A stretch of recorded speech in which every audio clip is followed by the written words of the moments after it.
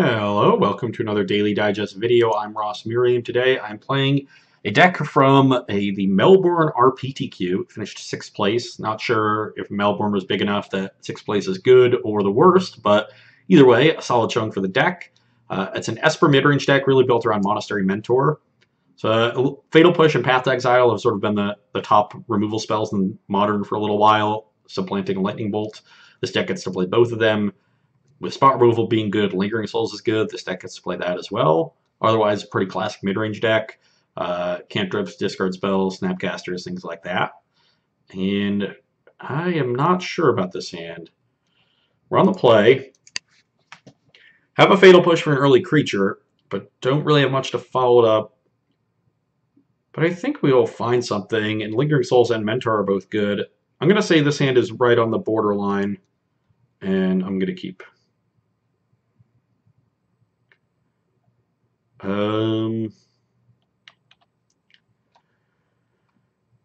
In case I draw a 2-drop next turn, I'm actually going to play the Swamp right now. Oof. And hold up the Fatal Push. This is also better if my opponents burn and have Goblin Guide or something. Okay, so they have a Noble. That's a very nice target for the push. Get that out of the way. Tassiger. Well, let's get our fetch down so we can get a white source without taking a lot of damage. See if our opponent is... Ooh, Stomping Ground. What does that mean? Naya Company of some kind? Kiki Cord? Could be a Counters Company deck with Magus of the Moon. Oh no, Arbor Elf. Noble instead of Bird. Now I think it's Green Devotion, but with Noble instead of Bird, that's kind of weird. Do I want more blue mana or more black mana? Does it really make a difference? Let's get more blue mana.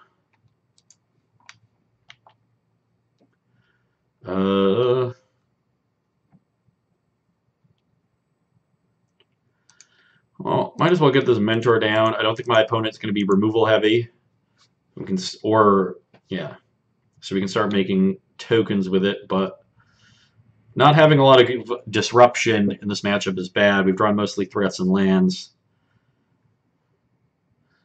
Yeah, there's an Oath. Okay, they're probably just a Devotion deck with Noble instead of Birds. Might just be what they had, or they think Noble's better. They don't need the red mana. Or they're splashing other colors, so Noble is... if they're splashing other colors, Birds is probably better, but... Found a Temple Garden off this Oath. Looks like they might be waiting in... Ooh, Sylvan Carry added. Oh, is this doubling Stevens? Has somebody been inspired? For those of you that don't know, Todd Stevens has a nice little casual modern deck that plays doubling season and a bunch of sweet planeswalkers. They come in with twice the loyalty counters and often can ultimate to basically end the game immediately. And here he finds Emrakul immediately, Jace Architect of Thought immediately ultimates to get 2 spells, usually your Emrakul. The new Jace actually, goes infinite. You keep making copies of them, and then you make a bunch of 2/2s. So a lot of cool stuff to do with it. That deck, I believe, plays all of these cards. But not going to block. Not going to trade my Mentor for an Arbor Elf. Opponent has plenty of mana. Oh, and they have Birds as well. So they might just be on a flooded hand, which is good for us. Well, this Inquisition probably isn't good, but it makes tokens, so let's run it out there. Oh, I have to put them on the stack for sure. Always yield. Always yield. We'll see what our fate is right now. Okay, well, they have a doubling season, but I'm going to get to take an Oath, which is great. So they're going to need to rip a Planeswalker in the next couple turns. So we need to put the most pressure on them possible. I assume that means playing Lingering Souls and getting another Monk token. I'm going to get I'm going to get a basic here to try to... No, I'm not going to be able to stay under was going to say stay above 15, but next turn if I try to play Tasker or Flashback Souls, I need a Black Source, so whatever. I'm just going to not beat an Emrakul attack, which might be bad, because this is the kind of hand that can beat it. I'm making a ton of permanents. Oh god, I have to put all these on the stack too.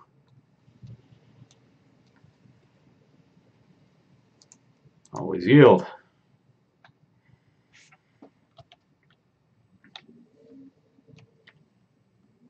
And attack you for 4.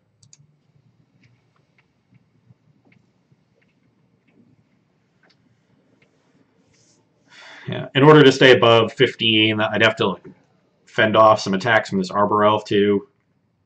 Imagine next turn it says doubling season, attack for 2, leave back the Caryatid. Okay, now they can leave back Caryatid to bird. Assume they tap the Noble, attack the Elf. And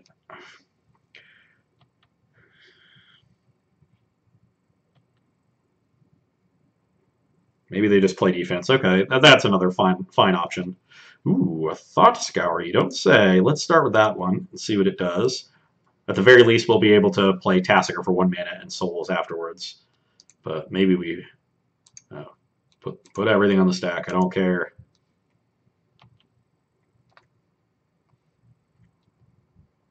Milled another Lingering Souls. Andrew Thoughtseize, which doesn't do anything. I'm just going to flashback both these Lingering Souls. I wonder if I can beat an Emrakul now. I guess if I leave back 1 token that I already have, then I can beat it.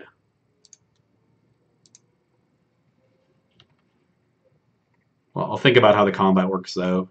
Because my opponent's going to have all their blockers up. Yeah, if I hadn't taken maximum damage last turn, I might have been able to. Probably should have just gotten the basic.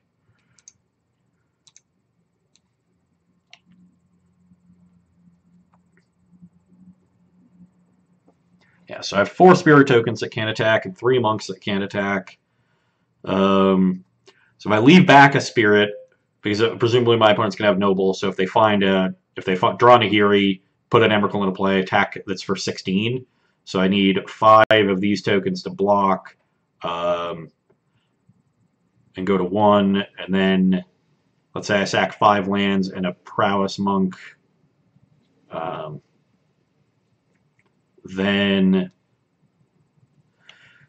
this turn, maybe they block everything, all 3 of these. That's probably their best block.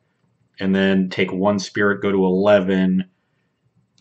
Even if they have to like Oath into this and this Noble is tapped, then I take I only attack for 2, 3, 4, 5,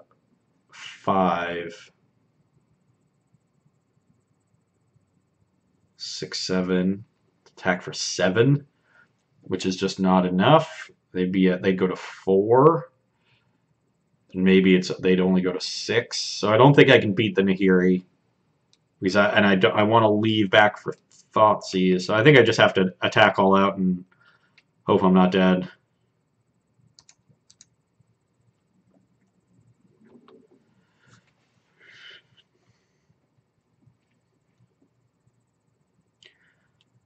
If I was at 14, I think if I had gotten the basic instead of shocking myself and I'd be at 14, I could make the same play, leave myself with 1 fewer token, and be able to Thoughtseize to Prowess at least once, and that might be enough.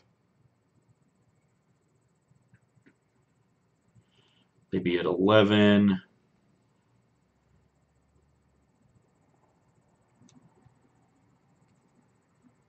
Four, 5, 6. I'd have. Oh wow, they drew an oath. Well, this is not good. Let's see if I'm just dead. Are these are monks and these are spirits. So if I got in the basic, only attacked, left a spirit back, they'd be at 7. Xenagos. Oh, geez, this one ultimates. So they get 7 more cards. And then next turn, I'd 1/5. I'd lose one of these. They beat 7. They block there. Yeah, I think they'd be dead through Emrakul, but I'm guessing I'm dead. Oh wow. Oh well. Okay, they still have redraws. This gets all lands out of the battlefield too, right? Why are they conceding? They get to draw. They get to draw 3 cards with Tamiya, right? Exile. You may put any. Oh, it's creature under land cards. Xenagos doesn't put planeswalkers into play. Why is this card in the deck? This does not seem very good at all. Well, yeah, then that card is not a very good draw. I'm not sure why they're playing Xenagos. I don't think Todd's does. But either way, we got there, so that's good. Disenchant deals with doubling season, so I like that. Counter Squall seems great.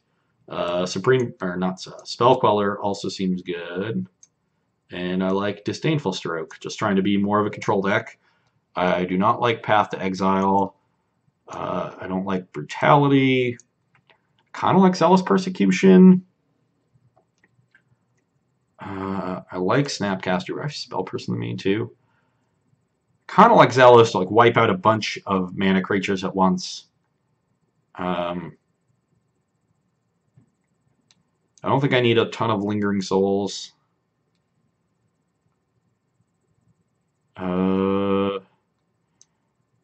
Is Tasigur that good? I also don't think so. Maybe I only want 1 Persecution. For the most part, I think I'm just going to attack them on threat density. Just try to counter all of their primary cards. I have 2 counter spells in the main. I'm bringing in 6 more and a second Snapcaster. So I think I want to use my discard to open up a hole to land Mentor, and then just play Protect the Queen. So that's, I think, how I'm going to play it. Tasigur might be better than Lingering Souls in that kind of game too, because I can gain card advantage on end step. But I definitely want to bring out some of the threats.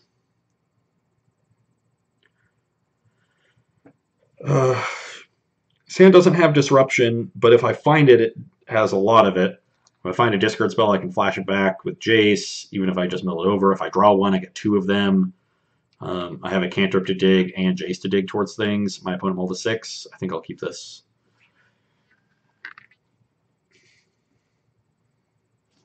See how they scry. They did keep their 6, so that's good. And they scry to the bottom.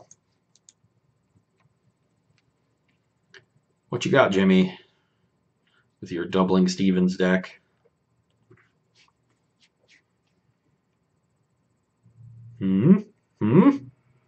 What you got? Windswept Heath.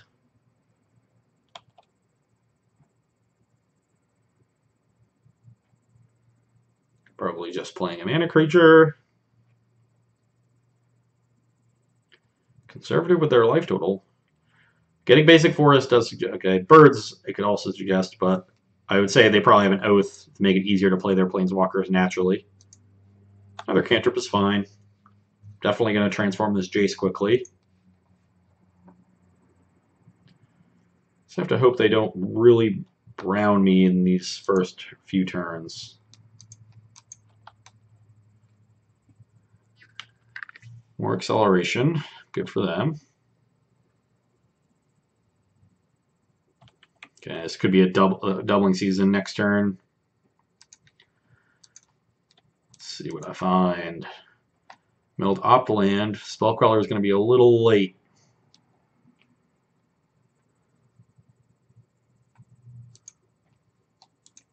I'm going to get the Jace down and just hope. I mean, if they play Doubling Season, that's another card that doesn't do anything by itself, and most of the Planeswalkers are Spell Queller-able.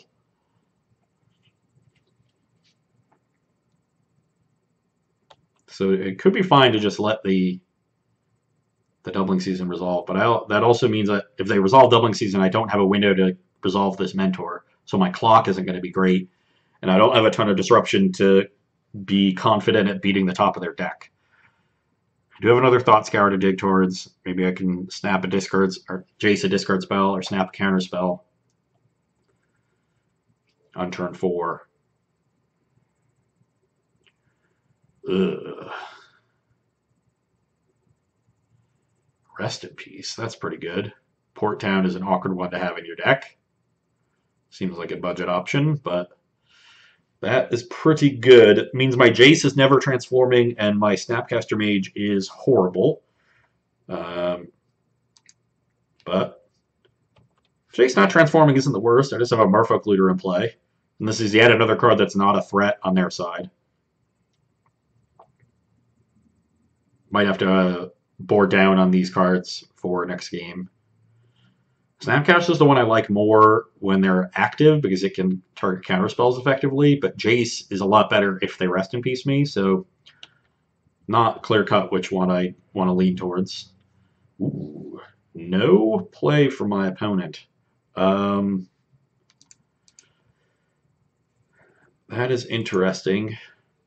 They're probably expecting a counter spell.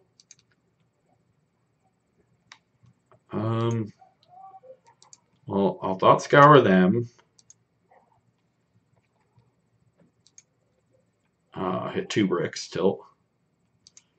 Now let's opt. Don't need another land. Instead, I got another land. So great. Man. Oh, I forgot to loot too. Well, I suck.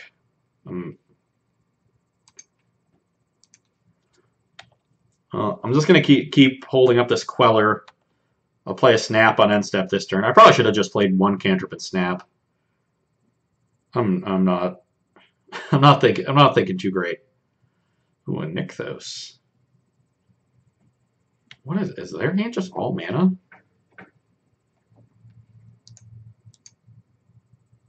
Ooh, that's not a bad one. I'm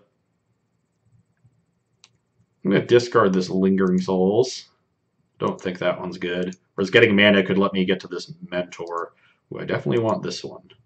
That one is excellent. Now let's play a Snap.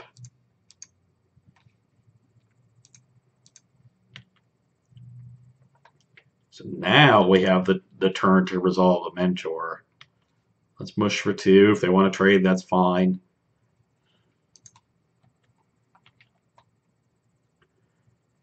Now we're looking good. We got 2 counter spells in their hand. They only have 2 cards, and we're getting our clock down. This is another game where our opponent didn't really have a threat.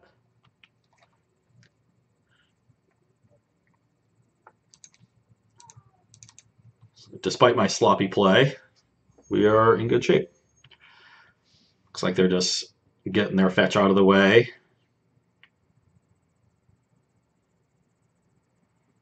They bait my counterspell on end step with something, and then on tap. They have free reign, but I'm pretty sure this deck operates entirely at sorcery speed.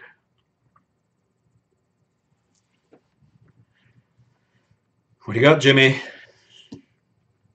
Hope it's good. One Sub Teeth, not so good.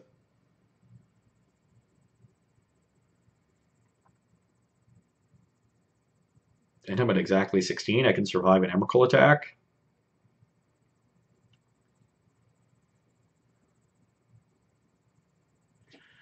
Well, I'm going to loot first to give myself more information. It's not clear whether I want to Disdainful Stroke this. I could just let it resolve and counter all the Planeswalkers, but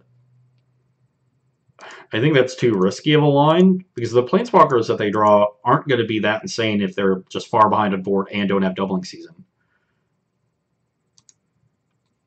So let's just counter this. Also gives us another token, so we can start doing our thing that way. Spell Pierce is a little late, but whatever. I guess that means I keep this land in my hand. I can cast all 3 spells anyway. Keep the land for looting purposes. Guess we opt now. Get some damage in.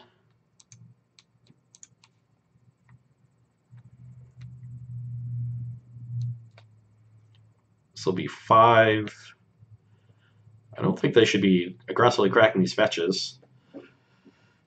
If they don't have many basics, then maybe it's good. It's good against Spell Pierce for sure, but I can certainly see games where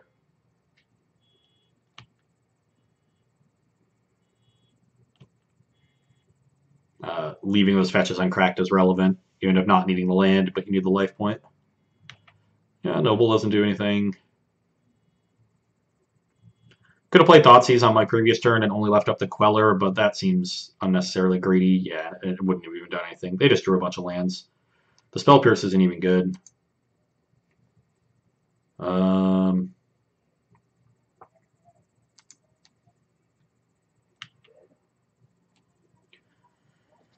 In fact, I am going to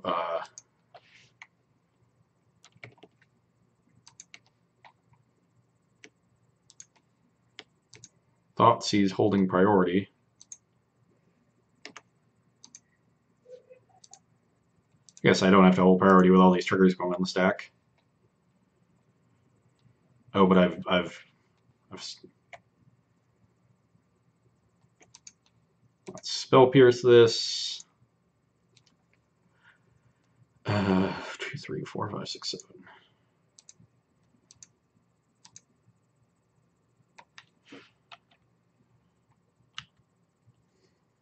Now they're at 7 mana. So I don't think my Spell Pierce is going to end up being that good, but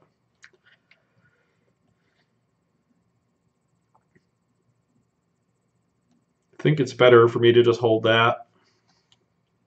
This should kill them. Next turn, at least.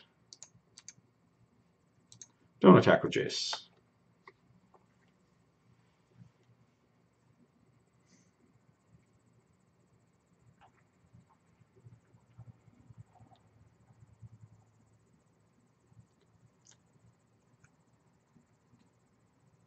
So this block puts them at 5 and makes them dead to Queller. This block puts them at 8 and puts them dead to a spell. This block puts them at 1 and makes them dead. I guess they have some big mana thing to draw, potentially. No, didn't draw it. Not a good draw from our opponent there. That was Rest in Peace Doubling Season and all mana, even through an Oath. Granted, we did end that game with a Thoughtseize, 2 Spell Pierces, and a Spell Queller essentially unused. And if some of those lands turn into spells, the Spell Pierces become a lot more effective. So I think even with a better draw, we were in the driver's seat that game as soon as they gave us the turn to resolve Mentor. So even a string of draws after that. And even if they don't give us that turn, if we just run them out of spells in the first few turns and drop the Mentor and they don't top deck in a window we give them, then the game is pretty well in our favor. Matchup there post-board seems pretty good. I got a lot of good disruption. Even the Fatal Pushes are fine against mana creatures. Just the combination of counterspells and discard and a reasonable clock. Hard for a deck like Doubling Stevens to outdo. They need to start landing Planeswalkers really quickly, start generating advantage, force us to tap out and pressure those Planeswalkers, and keep landing other haymakers. And they were unable to do so. Not a lot of velocity in that deck, just Oath of Nissa.